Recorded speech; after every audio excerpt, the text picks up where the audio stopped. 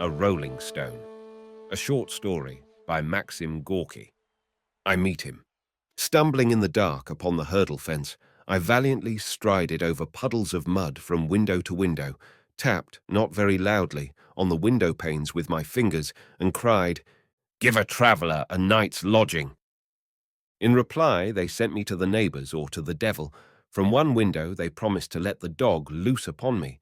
From another, they threatened me silently but eloquently with their fists, and big fists too. A woman screamed at me, "Go away! Be off while you're still whole. My husband is at home." I understood her. She only took in lodgers during the absence of her husband. Regretting that he was at home, I went on to the next window. "Good people, give a traveller a night's lodging." They answered me politely, "In God's name, go. Further on." The weather was wretched.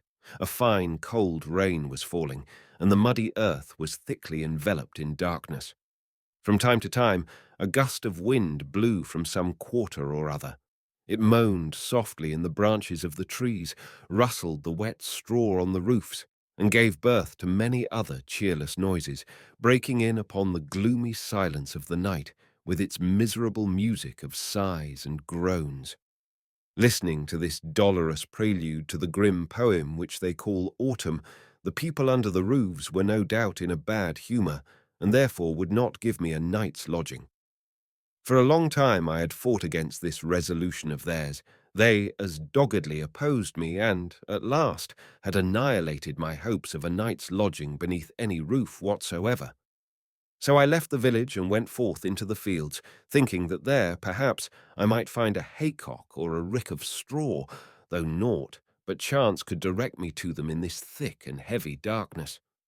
But lo and behold! I saw, 3 paces in front of me, something big rising up, something even darker than the darkness. I went thither and discovered that it was a corn magazine. Corn magazines, you know, are built not right upon the earth, but upon piles or stones. Between the floor of the magazine and the ground is a space where an ordinary man can easily settle down. All he has to do is to lie upon his belly and wriggle into it. Clearly, destiny desired that I should pass that night not only under a roof, but under a floor. Content therewith, I wriggled along the dry ground, feeling with my breast and sides for a somewhat more level place for my night's lodging, and suddenly, in the darkness, resounded a calmly anticipatory voice. "A little more to the left, if you please." This was not alarming, but unexpected it certainly was. "Who's there?" I inquired. "A man, with a stick." "I have a stick, too." "And matches?" "Yes, I have matches also." "That's good." I didn't see anything at all good in this, for according to my view of the matter, it would only have been good if I had had bread and tobacco, and not merely matches. "I suppose they wouldn't let you have a night's lodging in the village?" inquired the invisible voice. "No, they wouldn't," I said. Me also they would not admit. This was clear. If only he had asked for a night's lodging. But he might not have asked. He might simply have crept in here to await a favourable opportunity for executing some sort of risky operation, absolutely desiderating the protection of the night. Every sort of labour is praiseworthy, I know, but for all that I resolved to clutch my stick firmly. "They wouldn't let me in, the devils," resumed the voice. "Blockheads! In fine weather they let you in, while in weather like this, may they howl for it." "And whither are you going?" I asked. "To Nikolaev. And you?" I told him. "Fellow travellers, that means, and now strike a match. I'm going to smoke." The matches had got damp. Impatiently, it took me a long time, I struck them against the boards above my head. At last, a tiny little light spluttered forth, and from out of the darkness stared a pale face with a thick black beard. The big, sensible eyes looked at me with a smile.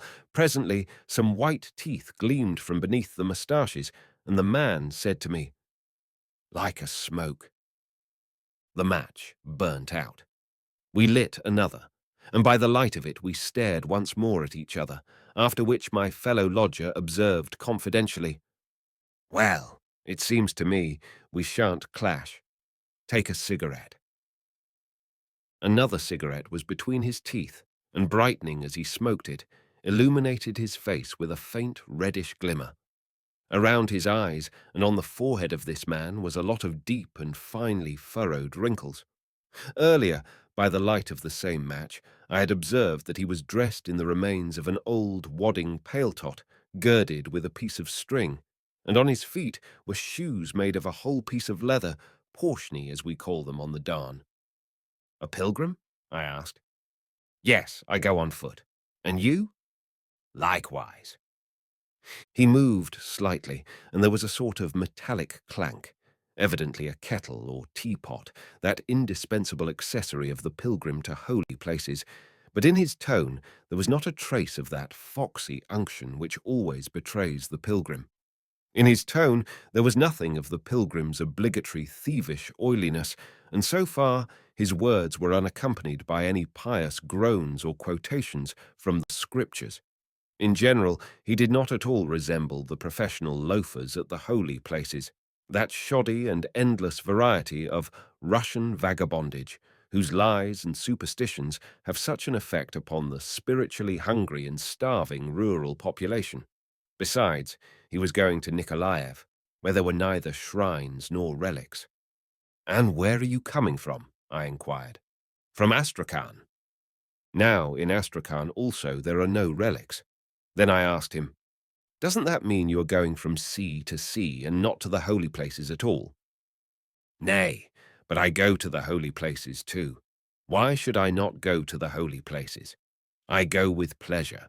They always feed you well there, especially if you get intimate with the monks. Our brother Isaac is much respected by them because he makes life a little less monotonous for them. What are your views on the subject?" I explained. "They are feeding places," he admitted. "And whither then do you go?" "Aha! You find the way is long, eh? Strike a match and we'll smoke a little more. When one smokes one grows a little warmer."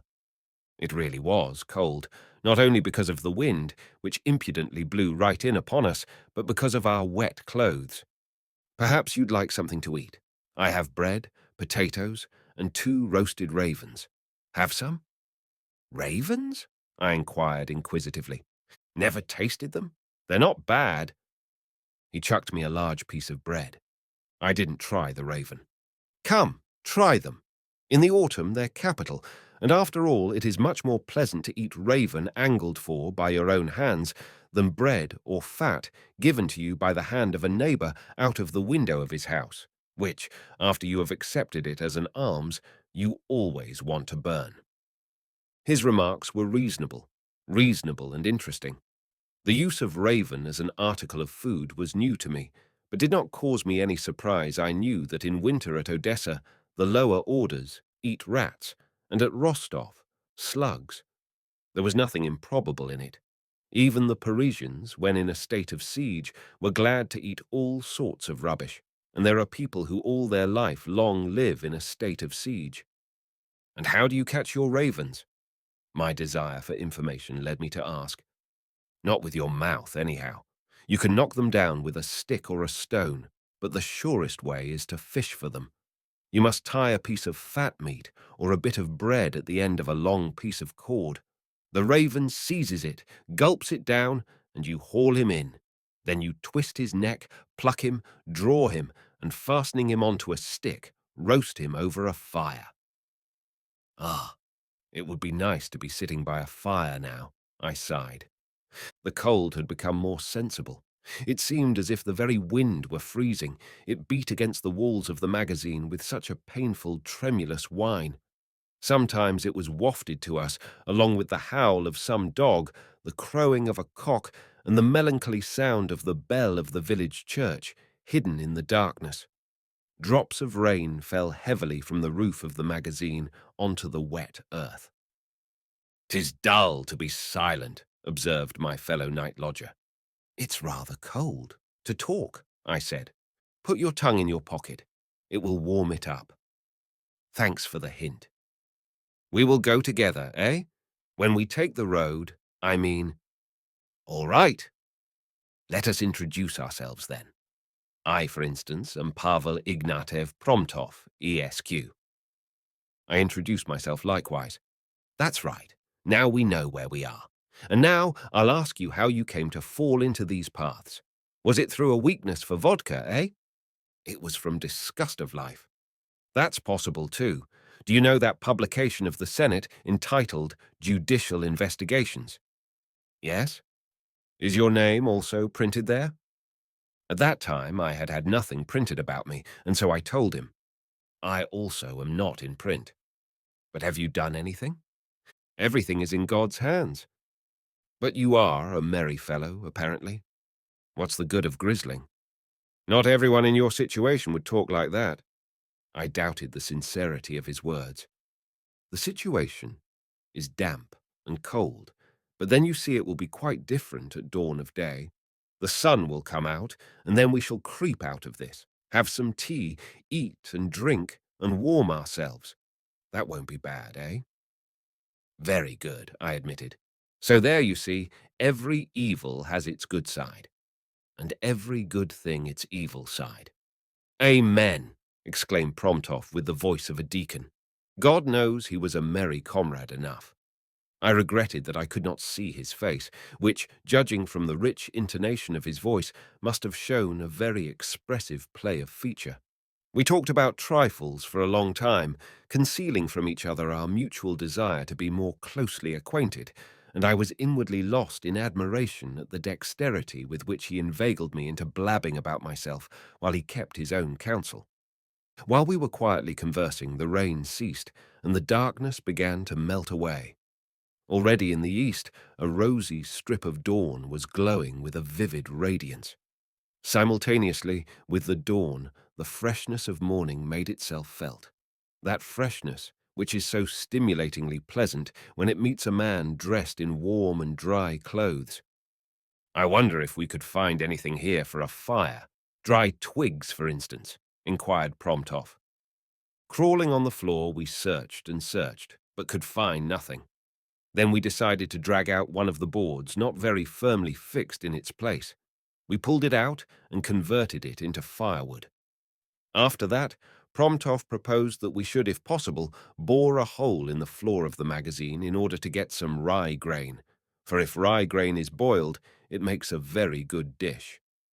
I protested, observing that it was not proper, for thereby we should waste some 100 weights of grain for the sake of a pound or two. And what business is that of yours? Asked Promtov. I have heard that one must respect the property of others. That, my dear boy, is only necessary when the property is your own, and it is only necessary then because your property is not other people's property. I was silent, but I reflected that this man must have extremely liberal views with regard to property, and that the pleasure of his acquaintance might, conceivably, have its drawbacks. Soon the sun appeared, bright and cheerful. Blue patches of sky looked out from the broken clouds which were sailing slowly and wearily towards the north. Drops of rain were sparkling everywhere. Promtov and I crept out of the magazine and entered the fields, amidst the bristles of the mown corn, towards the green, crooked ribbon of a village far away from us. "There's a stream," said my acquaintance. I looked at him and thought that he must be about 40 and that life was no joke for him. His dark blue eyes, deeply sunken in their orbits, glistened calmly and confidently, and whenever he screwed them up a bit, his face assumed a cunning and cruel expression. In his steady and combative gait, in the leather knapsack adroitly slung across his back, in his whole figure there could be detected the passion for a vagabond life, lupine experience, and vulpine craft. "We'll go along together then," said he. "Straight across the stream, 5 miles off, is the village of Maugileia, and from thence the straight road to New Prague. Around this little place live Stundists, Baptists, and other mystical musics. They'll feed us finely if we set about amusing them properly, but not a word about the Scriptures with them. They are at home, as it were, in the Scriptures."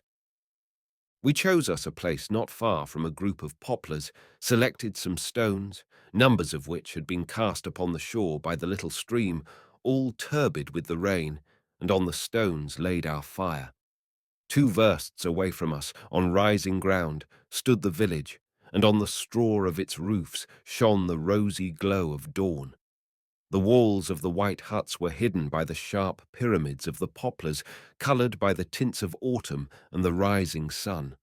The poplars were enveloped by the grey smoke from the chimneys, which darkened the orange and purple hues of the foliage and the patches of fresh blue sky between it. "I'm going to bathe," observed Promptoff. "That is indispensable after so wretched a night. I advise you to do the same, and while we are refreshing ourselves, the tea can be boiling. You know we ought to see to it that our nature should always be clean and fresh." So saying, he began to undress. His body was the body of a gentleman, beautifully shaped, with well-developed muscles. And when I saw him, naked, his dirty rags, which he had cast from him, seemed to me doubly filthy and disgusting. They had never seemed so bad till then.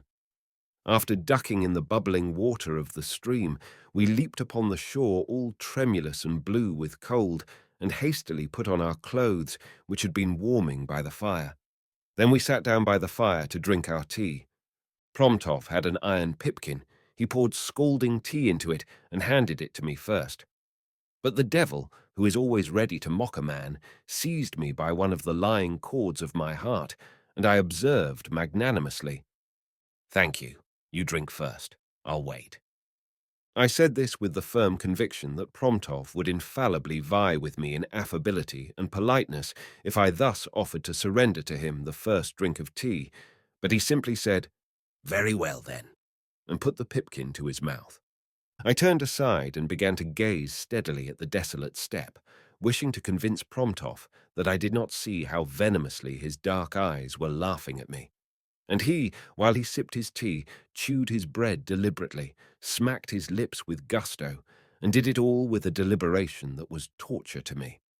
My vitals were already shivering with cold, and I was ready to pour the boiling water in the kettle down my throat. "Well," laughed Promptoff, "it's not very profitable to do the polite, is it now?" "Alas, no," I said. "Well, that's all right. You'll learn to know better in time. Why yield to another what is profitable or pleasant to yourself? That's what I say. They say all men are brethren, yet nobody has ever attempted to prove it by any system of measurement. Is that really your opinion? And why, pray, shouldn't I speak as I think? Well, you know that a man always tries to brag a little bit whatever he may be. I know not why I should have inspired you with such a distrust of me." And this wolf shrugged his shoulders. "I suppose it is because I gave you some bread and tea.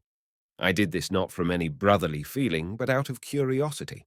I see a man not in his proper place, and I want to know how and by what means he was chucked out of life." And I, too, wanted to know the same thing. "Tell me who and what you are," I asked.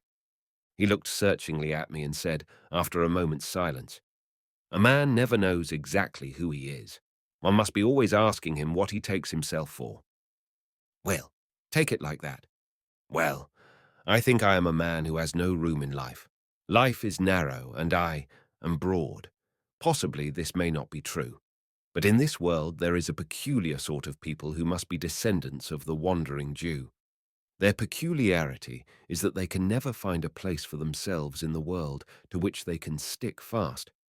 Inside them lives an unruly, aching desire for something new. The small fry of this order of men are never able to work things out to their liking, and for that reason are always discontented and unhappy, while the big fish are never satisfied with anything, whether it be women, money, or honor. Such people are not beloved in this life. They are audacious and unendurable. You see, the majority of people are sixpences in current coin, and all the difference between them is the date when they were struck off. This one is worn out, that one is quite new, but their value is the same. Their substance is of the same sort, and in every respect they are absolutely similar. Now I am not of these sixpences, although perhaps I may be a half-sovereign. That is all. He said all this smiling sceptically, and it seemed to me that he did not believe himself. But he excited in me an eager curiosity, and I resolved to go with him till I discovered who he was. It was plain that he was a so-called intelligent person. There are many of them among the vagabonds, but they are all dead people, people who have lost all self-respect, who lack the capacity of esteeming themselves and only manage to live by falling lower every day into filth and nastiness.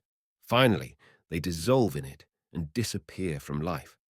But there was something substantial and durable about Promptov, and he did not grumble at life, as all the others do. "Well, shall we go on?" he proposed. "By all means." We rose from the ground warmed by tea and sunshine, and descended the bank to the current of the stream. "And how do you manage to get food?" I asked Promptov. "Do you work?" "What? Oh, okay. No, I am no great lover of that. But how then do you manage?" "You shall see." He was silent. Presently, after walking a few steps, he began whistling through his teeth some merry song. His eyes keenly and confidently swept the steppe, and he walked firmly like a man sure of his object. I looked at him, and the desire to know with whom I had to deal burnt still more strongly within me. The steppe surrounded us, desolate and quiet. Above us shone the friendly sun of the south. We breathed with all our lungs the pure, stimulating air, and went along in the direction where fragments of clouds jostled one another in a chaos of shapes and colours. When we came to the street of the village, a little dog from somewhere or other bounded under our very feet, and barking loudly began to turn round and round us. Every time we looked at her, she bounded to one side like a ball with a terrified yelp, and again fell upon us barking furiously. Some of her friends then ran out, but they did not distinguish themselves by equal zeal, for after giving a bark or two, they retired to some hiding place. Their indifference seemed, however, to excite still more our little reddish doggy. "Do you see what a mean nature that dog has?" observed Promptov, shaking his head at the zealous little dog. "And it is all lies too. She knows very well that barking is not necessary here, and she is not spiteful. She is a coward, and only wants to show off before her master. The little devil is purely human, and without doubt she has been educated into it. People spoil their beasts. The time will soon come when beasts will be as abject and insincere as you and me." "Thank you," I said. "Don't mention it. However, now I must take aim." His expressive countenance now put on a pitiful mien. His eyes grew foolish. He became all bent and crooked, and his rags stood up straight like the fins of a chub. "We must turn to our neighbour and ask for bread," he said, by way of explaining to me his transformation, and he began to look keenly at the windows of the cottages. At the window of one of the cottages stood a woman suckling a child. Promptov did obeisance to her and said in a supplicating tone, "My sister, give bread to pilgrim folk."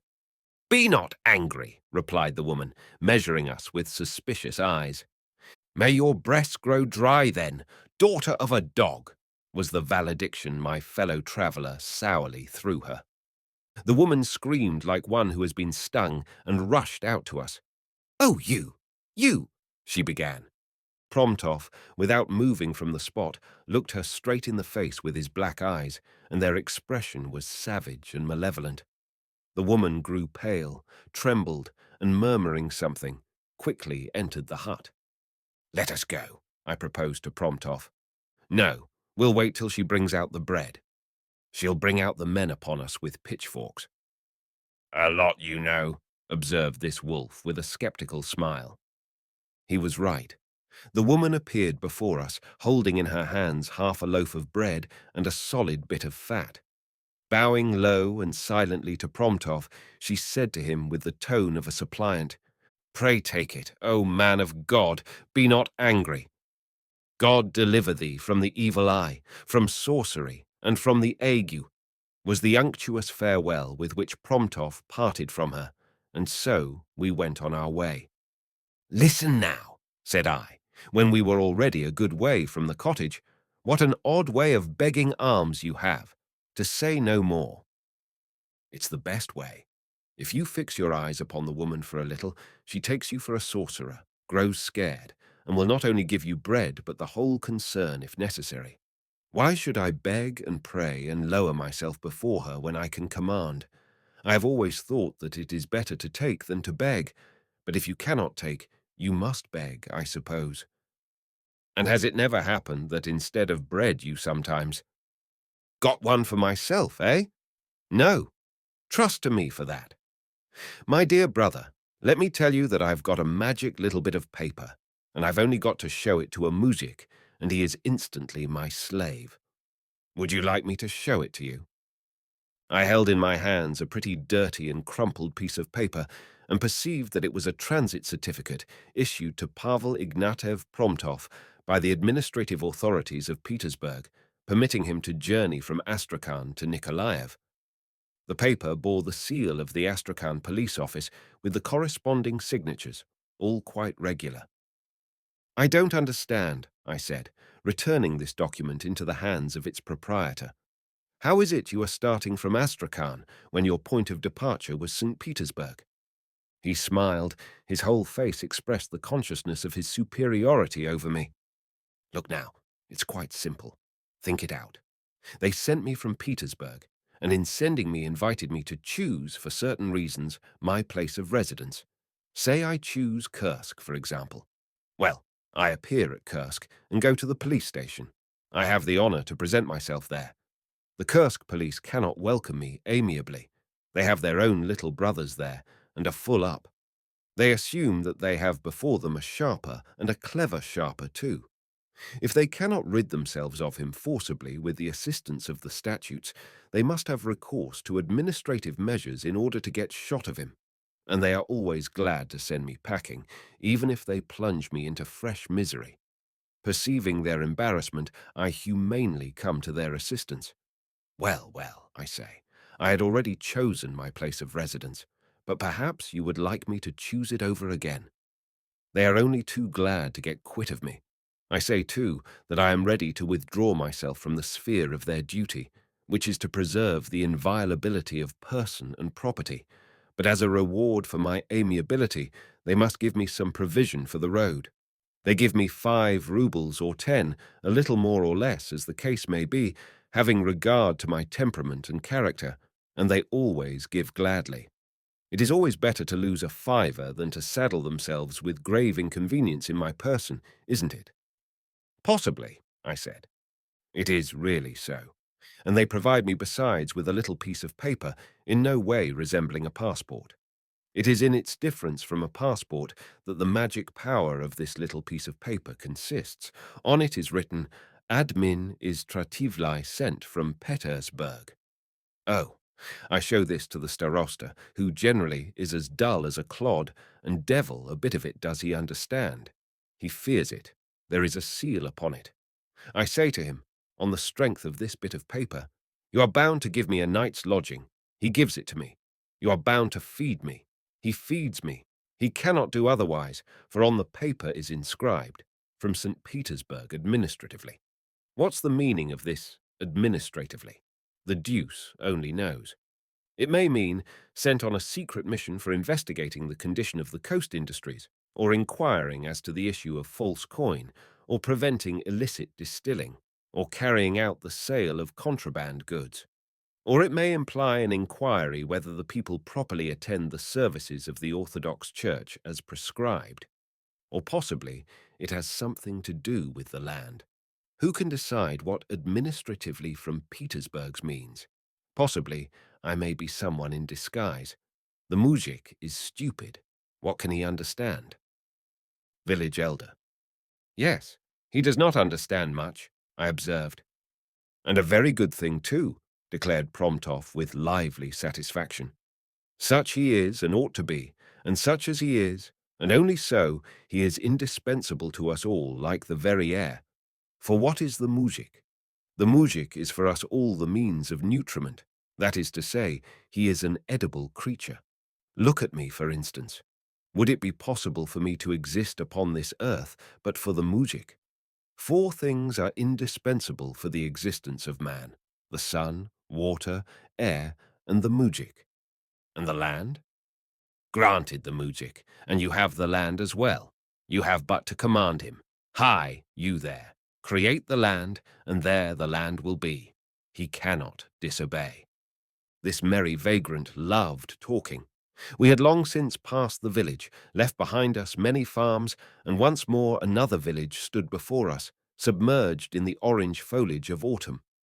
Promtov chattered on as merrily as a finch, and I listened to him and thought about the mujik and this new kind of parasite, unknown to me before, participating in the illusory prosperity of the mujik. When will the mujik be well repaid for all the evil with which he has been so liberally requited? Here, alongside of me, marched the product of town life, a cynical and sensible vagrant, living on the vital juices of this poor mujik, a wolf fully conscious of his lupine strength. Listen now, a circumstance had suddenly occurred to me. We meet under conditions which induce me strongly to doubt the efficacy of your bit of paper. How do you explain it? Aye, laughed Promtov, very simply. I had already passed through that place, and it is not always convenient to bring yourself back to people's recollection, as you know. His candour pleased me. Candour is always a good quality, and it is a great pity that it is so rarely to be met with among respectable people. And I listened attentively to the random chatter of my comrade, trying to make up my mind whether the picture he drew of himself was the real one. Here is a village in front of us. If you like, I will show you the power of my bit of paper. What do you say? Proposed Promtov. I objected to the experiment, proposing instead that he should tell me how he had really earned this piece of paper. Well, that is a long, long story, said he, waving his hand. But I'll tell you, one day. Meantime, let us rest and have a snack. We have an ample store of food, which means that it is not necessary at present to go into the village and trouble our neighbour. Quitting the road, we sat down on the ground and began to eat.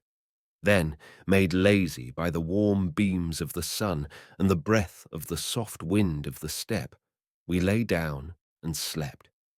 When we awoke, the sun, purple and large, was already on the horizon, and on the steppe, the mists of the southern evening were encamping. Now you shall see, declared Promtov. Fate is content that we should pass the night in that little village. Let us go while there is still light, I proposed. Don't be afraid. Tonight we shall have a roof above our heads. He was right. At the first hut at which we knocked and asked for a night's lodging, we were hospitably invited to come in. The guide man of the hut, a big, good-natured fellow, had just come in from the fields where he had been ploughing. His guide wife was making supper ready. 4 grimy little children, huddled into a heap in a corner of the room, peeped out at us from thence with timid, inquisitive eyes. The buxom housewife bustled about from the hut to the outhouse, swiftly and silently, bringing bread and watermelons and milk. The master of the house sat down on a bench opposite to us, rubbing his stomach with an air of concentration and fixing penetrating glances upon us. Presently, the usual question came from him. Where are you going? We're going, dear man, from sea to sea to the city of Kiev, replied Promtov cheerfully in the words of the old cradle song. What is there to be seen at Kiev? Inquired the guide man meditatively. The holy relics. The guide man looked at Promtov in silence and spat.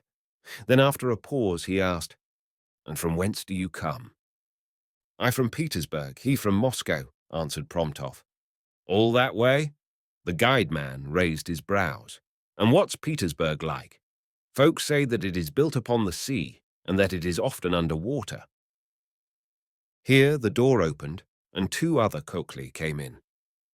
We want a word with you, Michael, said one of them. What have you got to say to me? It's this. Who are these people? The peasant uses the Ruthenian dialect, the effect of which is lost in a translation. Tuft-headed, the name given to the Little Russians by the Great Russians from their mode of wearing their hair. These? Asked our host, nodding his head at us. Yes. Our host was silent and thoughtful. He scratched his head a bit. I should like to know myself, he explained. Maybe you are pilgrims, they inquired of us. Yes, replied Promtov. A long silence prevailed, in the course of which the three Coakley regarded us doggedly, suspiciously, and inquisitively. At last they all sat down to table and began, with loud crunching, to consume the crimson watermelons. "Maybe one of you is a scholar," said one of the Coakley, turning towards Promptov. "Both," curtly replied Promptov.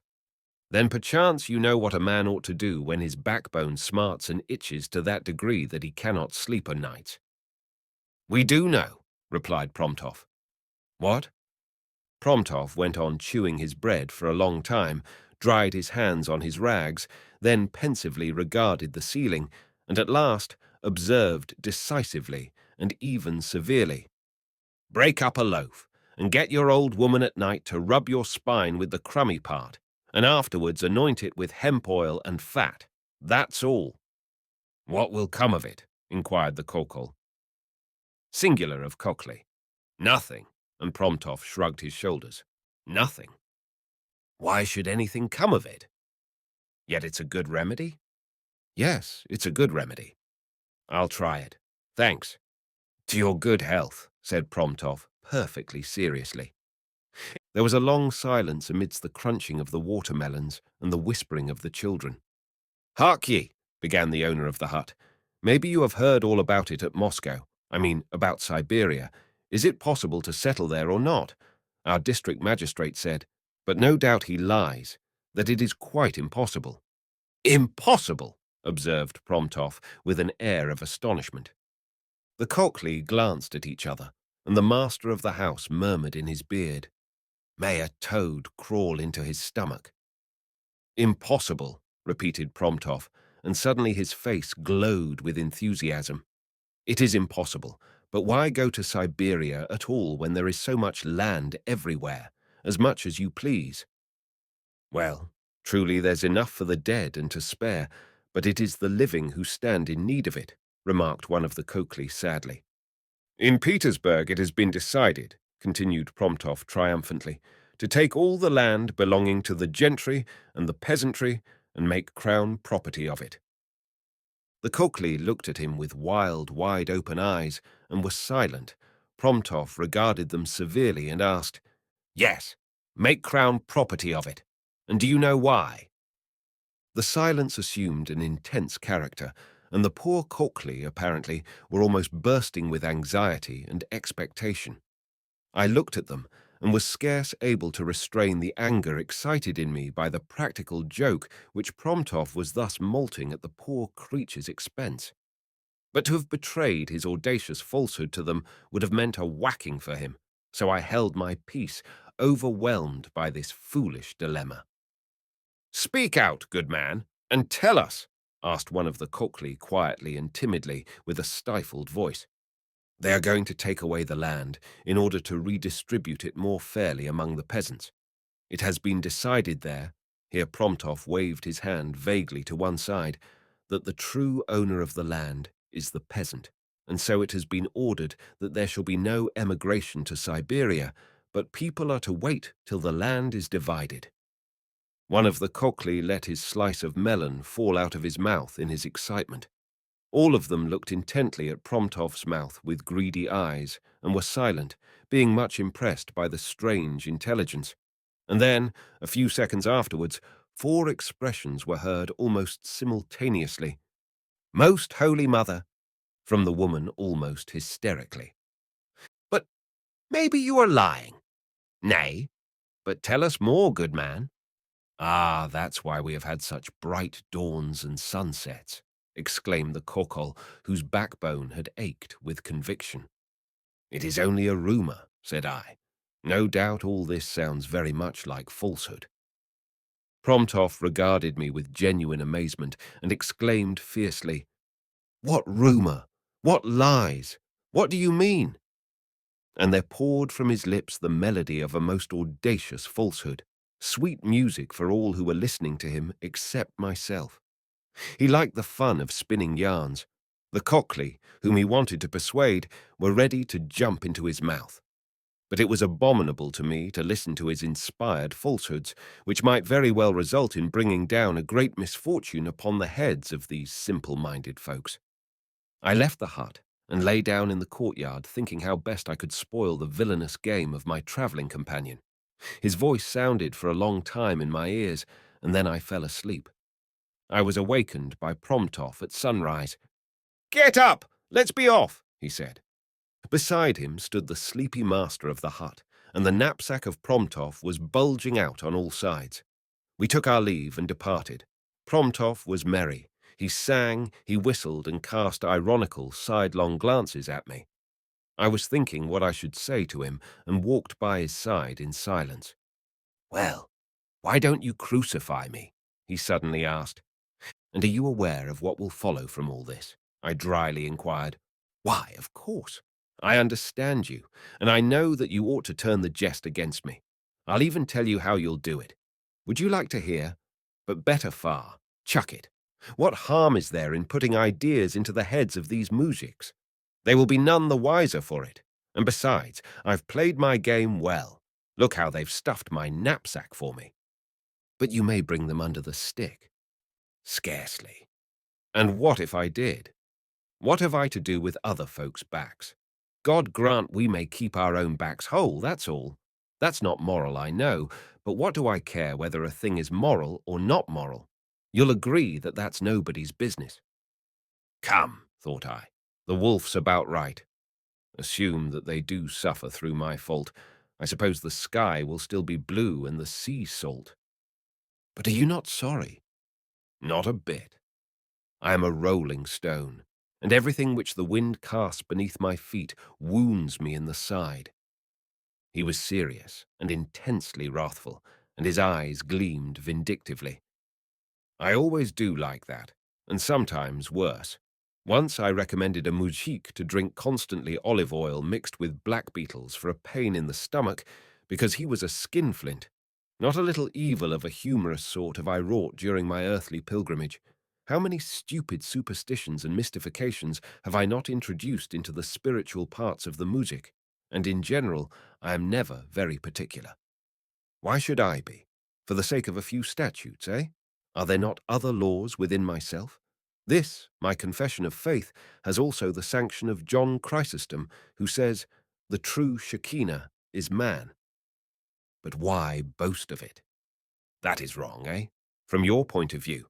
But I, you see, am no great lover of gentlemanly points of view, and I assume that if people lift a stick to me, it is my duty to respond with a stick, and not with an obeisance. As I listened to him, I reflected that it would be well for me to recollect the first psalm of King David and depart from the way of this sinner. But then I wanted to know his history. I spent 3 more days with him, and during these 3 days I became convinced of much which I had previously only suspected. Thus, for example, it became quite clear to me in what manner various useless and ancient objects found their way into Promptov's knapsack, such as the lower half of a copper candlestick, a chisel, a bit of lace, and a necklace. I understood that I was running the risk of a flogging and perhaps of falling into those places which finally receive collectors similar to Promptov. I should really have to part from him, but then, his story. And lo! One day when the wind was howling savagely, knocking us off our legs, and we found ourselves in a haystack sheltering from the cold, Promptov told me the story of his life.